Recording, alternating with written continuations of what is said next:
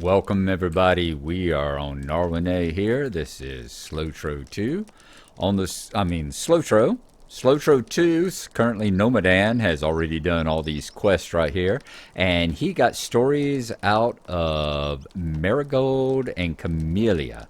Denidas and Esmeralda did not have stories to tell, so we're going to start on this side and move this way.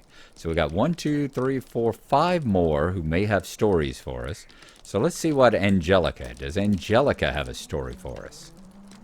She does have a scary story. So we're going to read that. We're going to do 2 of the scary stories, and then we will get back to the Lone Lands and continue on with what we're doing out that way.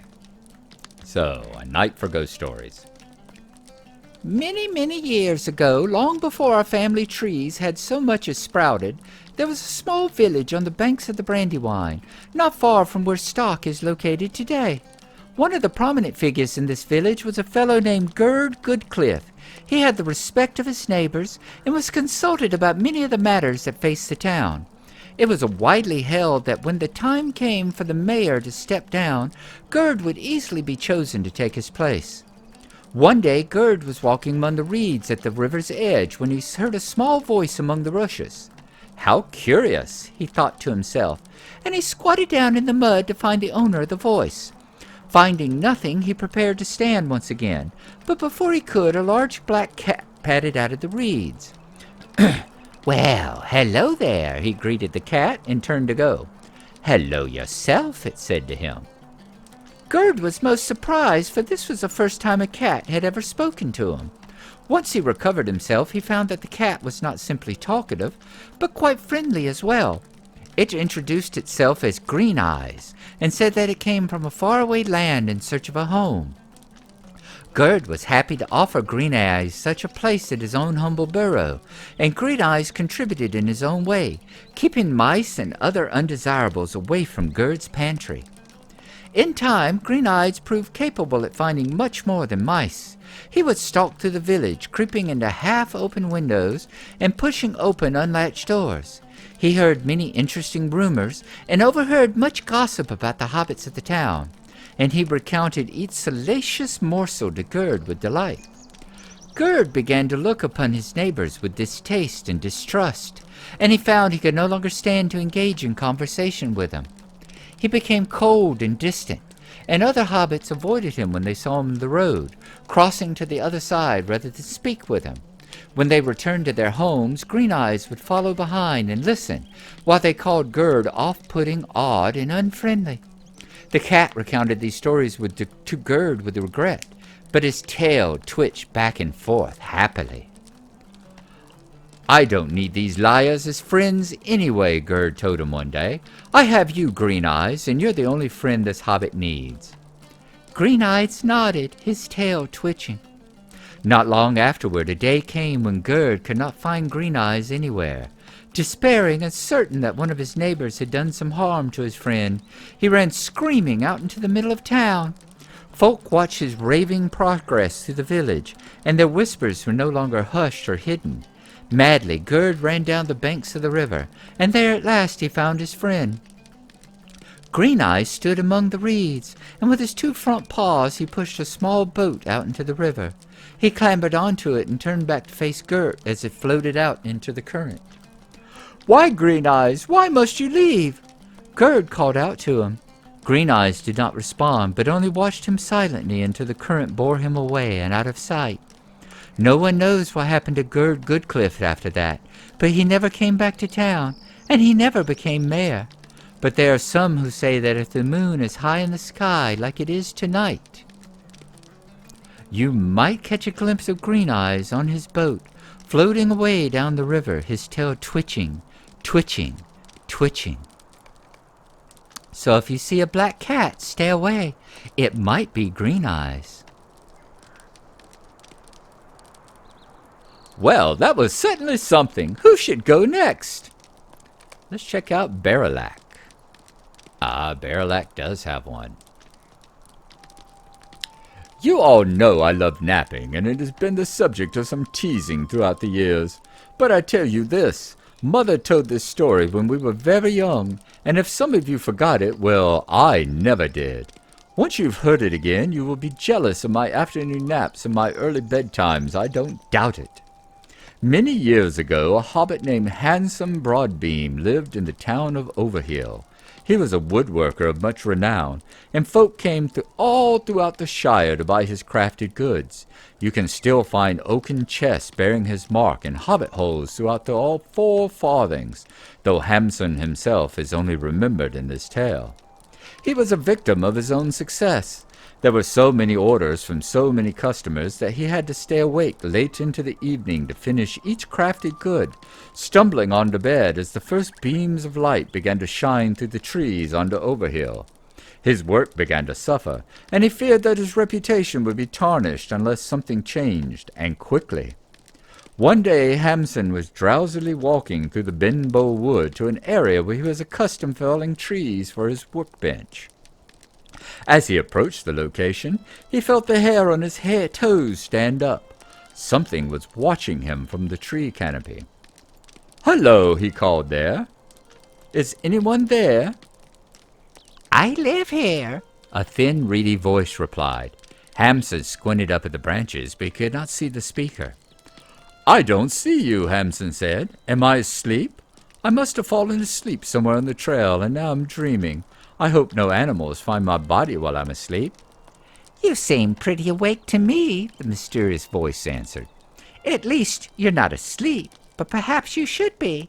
Your limbs hang loosely, your eyelids droop, and I see exhaustion in every part of you. Hamson was impressed that this strange new acquaintance could read the situation so clearly, and he described the many demands on his time that prevented him from sleeping. "If only I didn't need to sleep," he exclaimed. "I'd need worry about nothing." At first the voice from the tree canopy did not respond. Then a small twig with red berries fell from aloft, landing in the dirt by Hamson's feet. "What's this?" he asked. I do not need to sleep, the voice responded. Eat those berries, and you will not need to sleep either. Normally Hamson would not have treated such a gift from a stranger, particularly one so strange as this. But he so desperately wanted the berries to do as the voice promised that he did not give it a second thought. He ate them greedily, but felt no different. He asked how long it would take for him to notice their effect, but the voice did not respond. Angrily, Hamson went home. He did not even care to collect the wood that had brought him into the forest in the first place. So disappointed and out of sorts was he.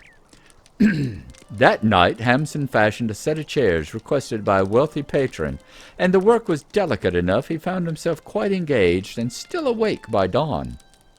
In fact, his drowsiness had departed, and he worked all the rest of the day and into the following evening. "Can it be?" he asked his empty burrow. "Did those berries take away my need of sleep?" It seemed to be so, and Hamson had never been so happy. The following weeks were a delight for the woodworker, and he finished every order set before him. When there were no more orders to fill, he read his small collection of books, and he felt he had become much smarter and a much more cultured gentle hobbit. When there were no more books to read, he took long walks through the shire at night and marveled at the nighttime beauty of the countryside. When that finally lost its luster, he returned to his home and lay awake in his bed. He had exhausted everything he wanted to do, and now he was bored. All he wanted to do was close his eyes and sleep, but try as he might, he would never sleep again. As bad as he felt before, now he felt worse. Every day felt like an eternity, and every night felt like 2. Hamson walked every inch of the Benbow Wood, calling for the mysterious voice to return and give him different berries, but as far as I know, he never found it. He might be walking there still, just over there, seeking an end to his endless wakefulness. If you hear a strange sound late at night, it might be bored Hamson abroad. Nonsense! These stories are all rubbish! All right, everyone. I have logged in on my old Hobbit Hunter Bramfast Longtoes over here. The very first character I ever made. Because you know I was going to... Back then, and when you logged in, you were going to make a Hobbit. You were going to play in the Shire to start with. And it's even appropriate because I pulled him out of the place he's been hiding, and if he isn't wearing one of the masks, he's wearing the hobbit mask, the pipe mask, I believe. Still had it on from the last time he was on and about, so rather appropriate. Okay, we were looking through. We had heard Esmeralda did not have a story. Dinadas did not have a story. We had talked to Marigold and Camilla and gotten their stories on Nomadan. I think we had gotten the stories from Angelica and Baralac over here on Narwhal. Let's go ahead and see. Yep, that's the story about Green Eyes, so we had that one. Baralac here, he told the story about the furniture maker who wanted to never sleep again, so we've heard that one. Marigold told the story of Longo Proudfoot being locked away in his cellar and eventually starving to death in there.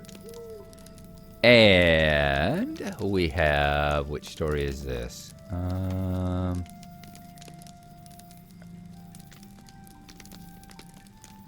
That is Everard. Yep, that one's Everard Took, and the Scarecrow, who ended up being basically a hobbit on a stick, essentially. So we got Griffo, Fosco, and Prisca. Let's see if they have any stories to tell us. Indeed they do, so we'll see if we can knock these three out. So Griffo. Zoom it up a little bit here. My story is a cautionary tale, but I urge you not to discount it, for it is also true, very true. The events of the story took place not so very long ago, shortly after the new homesteads were made available in the Shire. A very old and by most accounts rather unpleasant hobbit, the widow Spinner, was enamored of one of the homes on Myrtle Court, and she greatly desired to purchase it. She was not the only interested buyer, of course, but she had the most money to spend, and she was able to outbid her chief rival, a young hobbit named Bob Newbuck. She purchased the most desirable home on Myrtle Court, and she lived there for several months, much to Bob's consternation. Well, Bob wasn't one to give up, even when losing a contest, and he made it a point to pass by Myrtle Court as often as possible, scowling in the direction of the widow Spinner's home at every opportunity. One night as he passed by the lane, he heard a strange voice calling in the darkness. He looked more closely, and saw the widow Spinner standing in the yard beside her burrow, wearing a long nightshirt and a sleeping cap. I've seen this movie.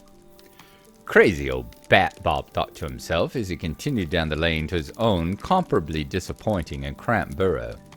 Thinking back on that curious sight some time later, Bob decided that he might have been the last person to see the widow Spinner before she disappeared. Indeed, no one else could tell the sheriffs what had happened to her or where she had gone. Bob was as helpful as he could be, and he told them what little he knew, but it was not long before the widow Spinner was declared dead, and 6 Myrtle Court was again available to purchase. I'm going to have to go visit that now. Bob wasted no time and purchased the house, and it was everything he hoped it would be. He decorated it to his liking and lived there happily for several months. He was lying in bed one night, sometime after midnight, when he heard a voice. "Help me!" it called from somewhere outside Bob's cozy bedroom.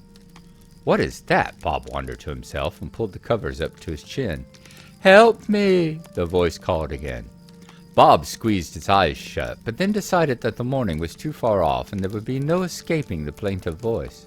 He followed its call out of his bedroom, down the hall, and finally outside. The air was cold and the night was dark, but he was able to hear the voice clearly enough to follow it to the side yard, where the well was dug.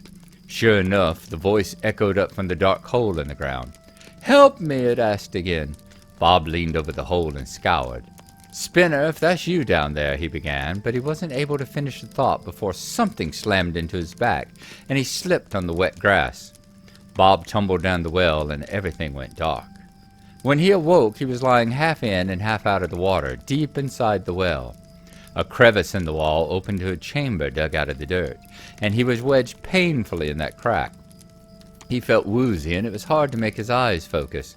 Gradually they did, and he saw the widow Spinner sitting on the floor, leaning against the wall of the dirt chamber, a teapot and several plates arranged around her.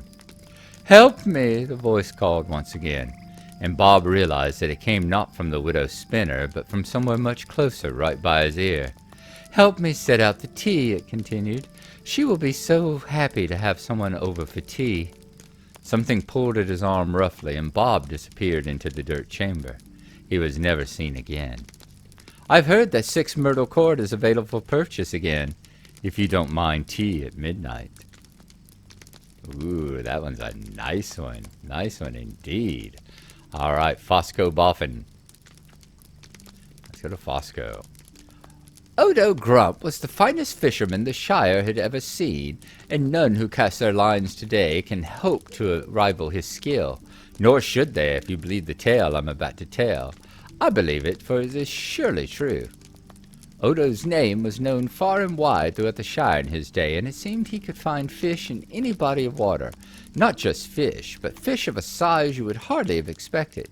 Where most hobbits could pull minnows of middling sizes from their hooks, Odo could cast into the river and take from it fish of incredible beauty, their rainbow scales glittering, creatures of a size that no hobbit had ever drawn before. So skilled was he that he dared clamber into a boat of his own making and fish far from the banks, which was very unusual for hobbits of his day, and indeed remained so. Yet it also proved unwise, for there came a day when a great behemoth of a fish seized his line and pulled his boat rapidly along with the current. Most hobbits would have dropped their rod and rowed to safety, but Odo had a reputation to uphold. He braced himself against the sides and held on to the rod for dear life. "I will make you mine," he proclaimed to the great fish as it pulled him along. "I will be the victor in this contest, or my name is not Odo Grubb, Master Fisherman." The battle lasted for days, and the mighty fish pulled Odo's boat far from the Shire, and into lands unknown to all hobbits. At last, consumed by hunger and weariness, Odo released his hold on the fishing rod, and it flew out of the boat and into the water. "I give up," he said to no one, as his boat slowed from its rapid pursuit. He picked up the oars and prepared to begin the long journey homeward. Then something bumped into the underside of his boat, and the oars broke from their locks and fell into the water. But his rapid journey southward continued. "What is happening?" he cried aloud, and peered over the side into the water below. The great fish had not left him, but remained, pushing the boat on a southward course. "Where are you taking me?" Odo demanded, but the fish did not respond. This continued for many days, until Odo was faint with hunger. He collapsed in the base of his boat, and once again wondered when the great fish would let him go. "Did you bring me here just to let me die?" he cried aloud, too weak to even shake his fist at the cruel skies. Then he heard a splash, and then another. Small fish were leaping from the water and landing in the boat. What luck!" he gasped, and grabbed them with both hands. He ate them raw, which he would have found distasteful back home, but on this terrible day he was glad for the unexpected gift. His vigor renewed, Odo was now strong enough to keep watch from the front of his boat, and that is how he saw the great sea approaching and the river's end. The boat slowed, and the great fish halted its pushing. He lifted his great head from the water, and Odo saw that the creature was not alone. There were fish of every imaginable size and shape surrounding his boat. "What do you want?" he asked. As Odo surveyed the vast variety of the diverse species that surrounded him, he found that he recognized every kind of fish. At one point or another in his steam career, he had caught at least one of these types, and in some cases many. "You hold me responsible," he issued. "You came for me. You came for me for revenge?" Ooh, getting shades of Dunwich horror here. The fish stared at him with their bulbous eyes, their gills working silently just beneath the surface of the water. But you fed me. Why keep me alive?" There was no response from the silent assembled, but suddenly they moved as one. Hundreds of fish pressed against the sides and the bottom of Odo's boat, and the silvery rainbow multitude forced the boat from the fresh water of the river onto the salt of the great sea, dying as they went. And so Odo Grubb paid the price for his success. Give a thought to him on this night, floating on the great sea far away, never to return. He is out there still, floating on the waves in the moonlight. I don't doubt it for a second. All right, looks like Priska is our last one. And why did it... was that the last one? Nope. Certainly go next. Aunt Priska. I was going to say, we only did one. I don't know many spooky stories. All right, so that's it. That is it. We have heard all of the spooky stories from the Tales on the Hill here. So, I will leave it at that, and we will continue on with the next section of Adventures from Bingo in our next episode here. So I will see y'all then. Thanks for coming along, and bye-bye.